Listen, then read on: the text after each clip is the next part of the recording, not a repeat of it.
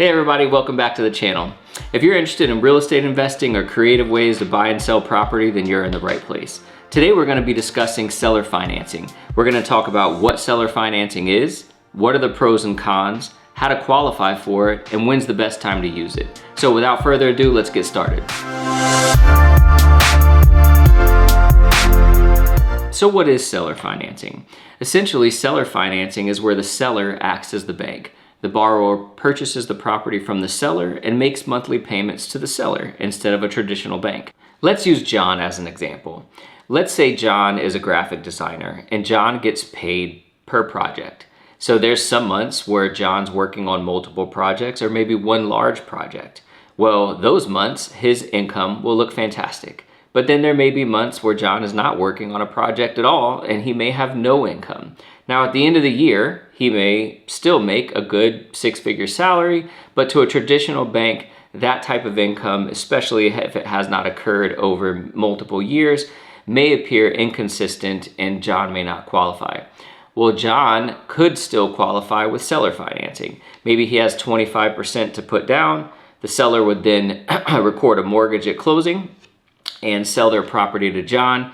They would receive the 25% down in cash and then continue to receive payments for him just as if they were a bank each month. Now, another scenario that may be a little more common is the fact that John is approved, but just not enough. The house is listed at $250,000 and John's only approved for $200,000. The seller can hold a second mortgage back for that $50,000. So the traditional mortgage will fund to the seller. He'll receive his $200,000 in cash. The $50,000, John will continue to pay him monthly, just like a traditional mortgage. In fact, the title company or a real estate attorney will draw up a mortgage and record it as a lien on the property at closing. The first seller financing deal I ever did was with a farmer. Believe it or not, there was an old farmer who was liquidating a bunch of his rental properties. He was just getting up in age and didn't want to deal with the management anymore. We presented a seller finance deal to him and he accepted because he didn't need the cash necessarily. He was liquidating his whole portfolio and had multiple properties. And then there's tax implications for every single one of those that he's selling. In this case, he wouldn't receive the cash all at once, so he would defer the tax payment.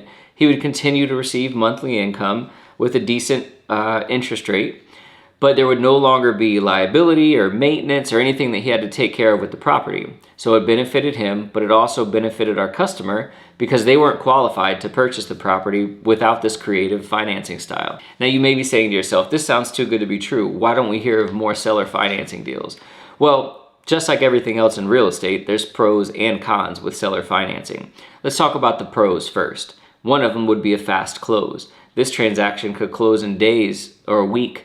If there's not going to be a survey or an appraisal done, literally days. It could also save money on commissions. There won't be any commissions paid if the seller and the buyer are working together directly. You could also save money on lender fees. There won't be any points paid. There won't be any application fees, processing fees, lender fees. So that could save the buyer quite a bit of money. Flexible terms are another potential benefit. Remember, the buyer and the seller are negotiating directly. So there could be a lower rate than what's out there in the market.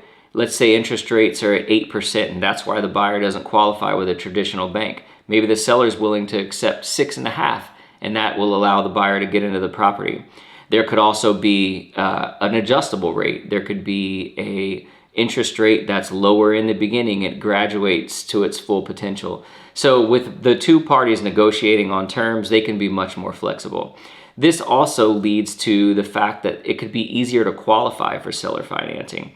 Usually the borrower didn't qualify for traditional financing. So obviously the seller's being somewhat flexible by allowing this type of financing to occur.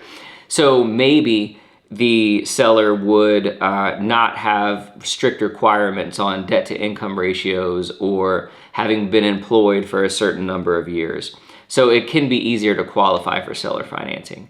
Now, with that said, there's also cons to seller financing, and some of them are the inverse of the pros.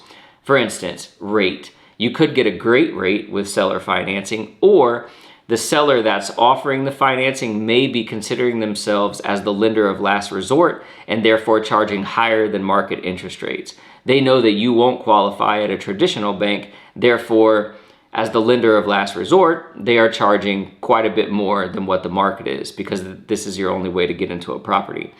Another thing that may happen is with seller financing, there may be a balloon. Maybe the seller is willing to do seller financing, but not for 30 years. If they're 60 years old, they're not going to wait until they're 90 to get paid back in full. So they may have a balloon payment that happens in, say, 5 years. And then at that point, you would either need to be able to pay that off or qualify for another loan to refinance that $50,000. Now, another con is limited availability. There's not a ton of sellers out there who are willing to do seller financing.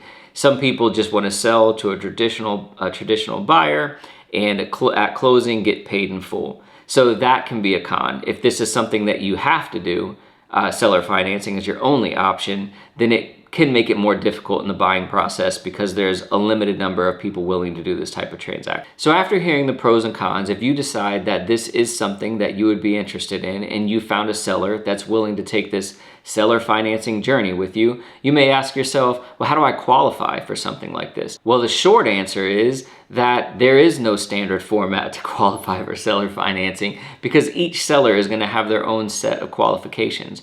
If you go to a traditional bank and you want to get an FHA loan or VA loan, the bank will have a set of criteria that you must meet in order for the loan to fund. Well, with seller financing, you're dealing directly with the seller. And that doesn't mean that they're not going to ask for some of the same things that a bank would. They may want to see 2 years of tax returns. They may want to see pay stubs. They may want to see bank statements. They may still want to pull your credit. In many cases, they may want references. This is something that you would see more when you're renting a property. But if this person is lending you essentially a couple of $100,000, they may want to know some folks that that they can maybe call if you stop making payments. Like I said, my first seller financing deal was with a farmer. He's not a collection agency, so he may want to call a couple of your references just to make sure that you're someone that he could trust in making this deal with. So you may still have to do proof of income. You may still have to do a credit report, and you will still need a down payment. In many cases, with seller financing, the down payment is slightly larger than it would be with traditional financing because the seller's taking a lot of risk in this case. So this is certainly a creative way to get financing for a property. It can be very beneficial to a buyer who would not have qualified for this home with a traditional lender. And there are sellers out there, like landlords selling a rental property, that this could benefit them greatly. They would continue to receive cash flow from the property, but they would receive some of their equity up front. They would no longer be responsible for maintenance or liable for anything that happens at the property. So you just have to ask yourself, when does seller financing make sense? What are the ideal situations for using it? We discussed one, when buyers can't qualify for a traditional mortgage. This could be because of a low credit score, lack of W-2s, high debt to income ratios, or not enough of a down payment. However, generally sellers will want a higher down payment. The other reason that it would be great on the seller side is the perfect example of a landlord selling a rental property. He may not need all the cash right now, kind of hates that he's losing the cash flow, but it is a property that he wants to get off his books. This would also defer his taxes because if he doesn't receive the income at this moment, he doesn't owe the taxes now. They would be paid when he receives the ultimate payment for the sale of the property. This could be a great opportunity for both parties to reduce the amount of closing costs that they pay. The borrower would not pay all of the lender fees, and then the seller may not be paying any real estate fees. Finally, a great example for seller financing to be the perfect choice is when someone is selling to a family member or a close friend. This would allow both of them to save, and generally both of them are trying to create a win-win situation for the other person. Of course, you always want a title company and a real estate attorney involved. A real estate agent can be very helpful in this process too, but maybe you only deal with one agent who just helps facilitate the transaction, maybe not representing either party. So if they bring in a transaction broker, they can make this a smoother process for both of them.